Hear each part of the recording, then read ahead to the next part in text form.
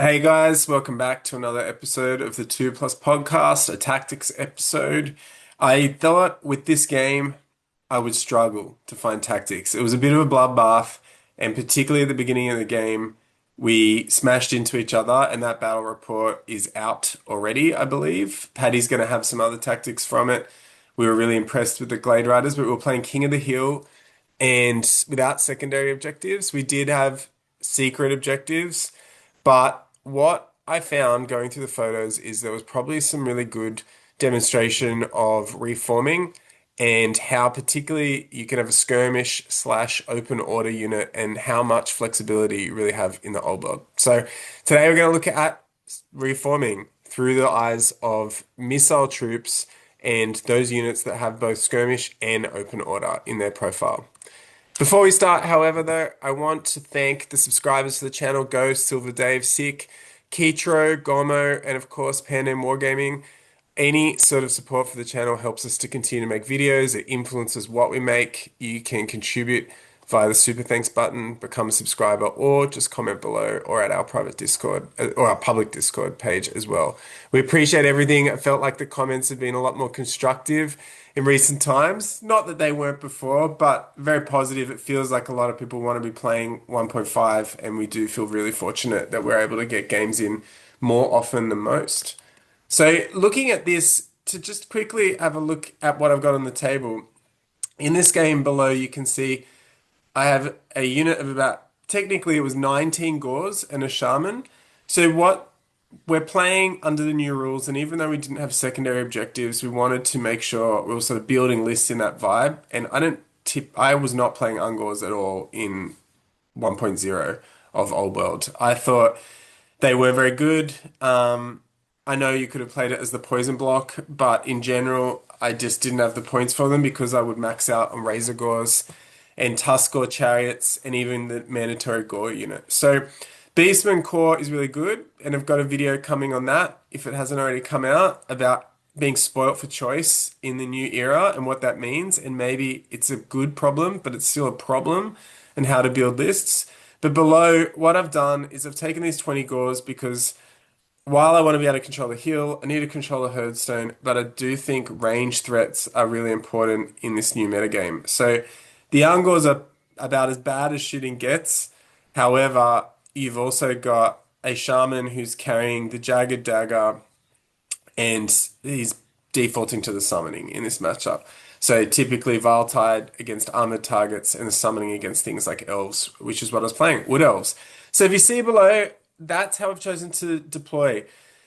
There, if you're using the square-based setups, which the tournaments in Sydney tend to use, particularly in the pre-match play era, most of them have a forest. Having moved through cover is a huge advantage. It's going to give you cover on the way in. So as long as I've been careful to put in what looks like 20 over just 50% of the unit to gain the most access to cover, but they're all going to move throughout this. And every time, yes, I'm rolling move through cover. The ones without that ability can be pretty scary, but with the ability, you pretty much take negligible amount of risk. And that means that also if a unit wants to charge the front of the Ungors, they've got to take the low dice when they charge in, which I think is one of the more underappreciated skill vectors in the game. So they start here on deployment, and the aim here is to provide a bunker for the shaman to cast the summoning and also potentially some sort of range threat while maintaining control of the herdstone for the rest of my army. So to move on, how this works is you may have heard, like with skirmishes in the old world, there's a lot of funky things you can do. And I think I don't particularly like it. I think a rank and flank game is about that front arc line of sight, and giving models 360-degree line of sight, especially things like the pegs, is asking for trouble. But this video is going to sort of show you if you don't know how to do it. I've had a fair bit of experience now playing things like Sisters of Avalon a lot to sort of try to maximize what I'm doing. So here you can see on the first term, Paddy was very careful to stay out of range. The short bows and the summoning only have 18 inches. So he had moved up and back with his Glade Riders. He was able to keep that distance from me. So to create a threat, I need to get my shaman to within range where the summoning is going to matter, but I don't want it to be outside the unit where it'll then become possibly the victim of an attack, like a magic missile attack or shooting in itself. So I've got to not be outside the unit, and then if I'm outside, not be the closest target of the same subtype. So you can see all I've done here is move these five models forward, and I may have shuffled a couple of models from the side around as well. But one of the silly things I think you can do with skirmishes is you don't have to move all of them. You can just move some of them. So therefore, your shooting penalties are only applied to the ones that moved, and in this case, the move through cover penalty as well, which, breaks the rules of what being a unit really is, and is one of the reasons why I think a lot of the rank and file units are just don't compete with these types of the skirmishing units. So first thing I do, this is about turn three. There's been some jockeying. Finally, a group of Wild Riders pops through, and I've moved my Wild Riders. I'd had them in position to be able to shoot, and I did nothing. Either it got dispelled or it got the arrows didn't do much. Like I'm pretty much shooting on sixes and then fours or something with all the nonsense with these Ungors. However, it also allows me to buy time. So if you look to the right on the next movement phase, there's two things going on. I'm pretty happy that I'm playing Razor Gores quite well.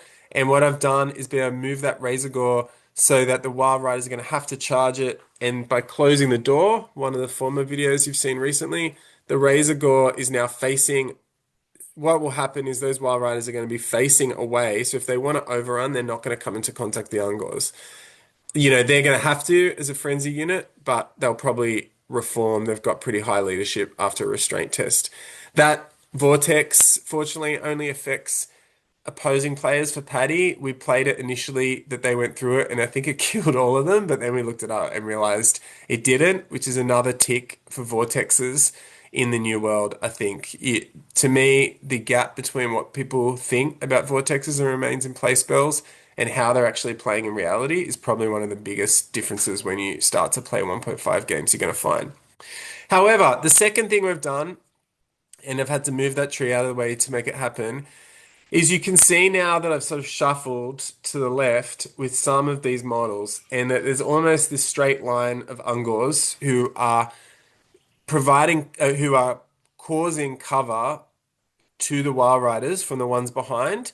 So it's that to be firstly, what's happening is Paddy's Stag Lord, who has a 360 degree charge arc, has an 18-inch declarable charge on the Gores who it would tear apart.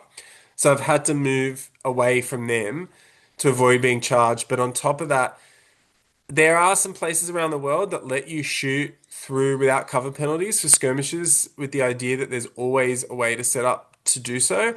I think this is a bit unfair given that skirmishes are already really good and that while no one wants you wasting time on the tabletop, you should be able to prove that that's possible. And I don't think it is in this case. So you need to be able to line up when you look up the cover rule that your base has to be able to see over a majority of one of their bases. And that's very difficult to do once you start getting above like 10 skirmishes.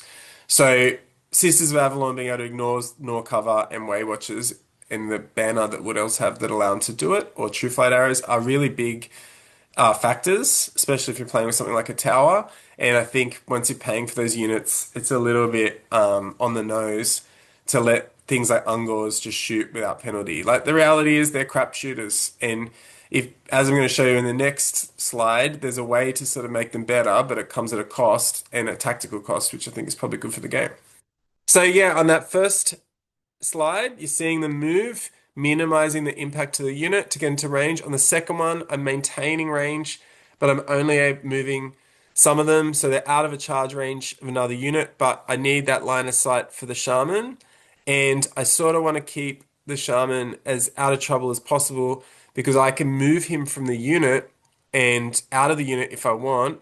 And at that point, some very niche rules like evade come in for models that can sort of get out of the way of a pursuing unit, which could be good for this sort of model, which is, worth almost as much as the unit in itself. So at this stage too, still couldn't get the summoning off, unfortunately, and my shooting was doing no damage. However, then what happens next? Paddy kills the Razor Gore. He successfully reforms. So on my turn, I reform as well. I reform into a line. You might have seen this with Fabigo. I don't think Linehammer is as big a deal as people say. I actually think in some ways it can be a good thing for the game. There are new rules where you're not able to move. I think you're not able to move maybe as far as you can't attack if you've moved further than your natural movement. You can't move further than your natural movement anyway. I think to get into this line, you have to reform around the center model. But Ungors have a relatively high movement. These aren't Delors. I think five movement is going to take you reasonably far. So what happens there is they're able to sort of move in, get into this line, and there's you just got to make sure each model a way that you can do it on the table if you've got sort of finicky opponents, and I think the burden should be on the skirmishing player to prove it, is you can pick models at the extreme and just make sure they don't move further than five for the set point of the new reform. So if you can demonstrate this to your opponent, it is fair within the rules. But if you're moving back and forth, it can start getting a bit, your opponent is probably within their rights to say, hey, what's going on here? So for me, it was definitely legal for me to maneuver like this into a reform. It does mean that all my models have counted as moving, so I have to roll a move through cover penalty on each of them. And the shaman actually took a wound from this, like he has two. However, and then the shooting was still sixes and fours, I believe. I think they were over 9 inches still, even though this was about as close as they were going to get. Luckily for me at that point, I miscast the summoning and then on the miscast table rolled a 10 and got it off and did enough, rolled high enough to be able to kill all five of them in the end. And the Wild Riders were dead. So to finish off, I then was able to, just to sort of showcase how this works, at the end of the game, I lose this game. The rest of my army, well, my Gorgon survived with one wound. But the rest of my army was lost, and Paddy ended up winning a pretty resounding victory. I was able to reform these guys back into open order. So that's another trick too that you can use. There are lots of units out there that have skirmish and open order, a lot of fast cavalry, and you can move back to skirmish is valuable because skirmishing infantry are -1 to shoot at against. So this was important for Wood Elves. So I wanted them to be in skirmish to begin the game. But by the end of the game, the Ungors have Horde. They have Warband, and that's helping them, their leadership, if anything happens here too. So even though they have the mark of undivided, why not just put them into this rank because these ranks, because then it's going to give them combat resolution again if anything tries to attack them. So this little Ungor block, I am pretty sure is going to become a mainstay for me with Beastmen across the units. The flexibility of being able to pay 100 points to have skirmishes, take up a lot of space on the table, contest objectives, reform into a rank. If you're going to get attacked, the shaman can sort of be a de facto champion there because they're probably going to die otherwise anyway, or you can pay for a champion, hang on another turn. Under the new rules, it's a little bit easier. You could pay for a standard bearer and a musician and get even more res. It's pretty much 5 points each or 7 points for the champion. And with stand and shoot on the way in, you might get lucky and be able to fight off an opponent. But what you're seeing with reform, there's you gaining time is what a lot of good players do from each other, but gaining space with reforms is a really big deal. Other types of maneuvers where you can suddenly contract or expand, take up a lot of space, and even in this game, you can see that proximity to the herdstone was a very big deal as well. So I'm barely within the 6 inches required to control it, but that's keeping my shaman going at +1 to cast, and at times during the game, giving my other units the the rerolls on the ones and the other benefits for the unit controlling it. So yeah, I hope you learned something. There are a lot of funky things to learn with moving in the old world, but ultimately movement is the characteristic you have the most control over. And the more skill you can develop in this area, you'll find that's where the game is sort of won and lost with good play instead of poor play or ignorant play. So thanks again for watching, guys. We'll see you next time.